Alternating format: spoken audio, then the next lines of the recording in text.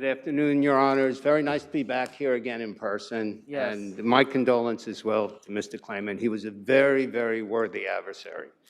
Your Honors, with respect to the sponsor's appeal, unless the bench has any questions, I'll rest on my brief as far as that goes. I'd like to address our cross appeal.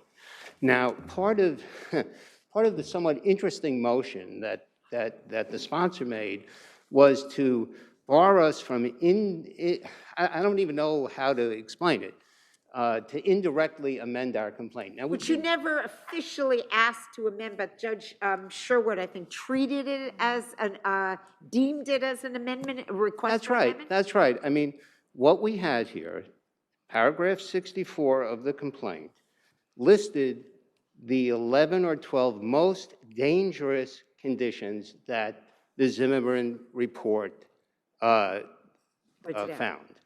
We said it was including, but not limited to. Now, I've been doing this a long time. I've never known any rule that says that you have to put in every single item in a complaint or the complaint is defective. Now, this complaint has already been found by this court, as my adversary concedes, to be proper, affirmed by this court on appeal. Judge Manzanet, Judge Weber, Judge Ong were on the original panel. 3013 says that you have to give notification of your claims. Now, here we have so much notification of the claims. What the sponsor does not mention is that the second interrogatories, it had the report, it summarized every violation and every particular statement to the offering plan was listed in there.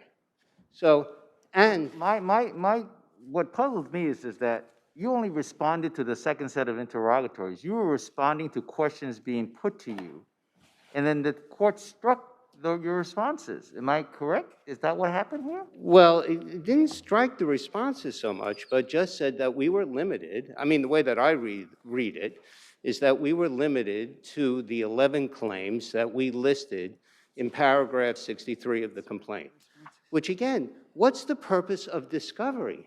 And by the way, they had the Zimmerman report. We gave that to them immediately. They had it since 19. They had it before they made this motion. And I would only submit that even if we were looking to amend, which we weren't, because I don't think there's a need to, but by the way, it's my burden of proof. I have to prove my case when I get there.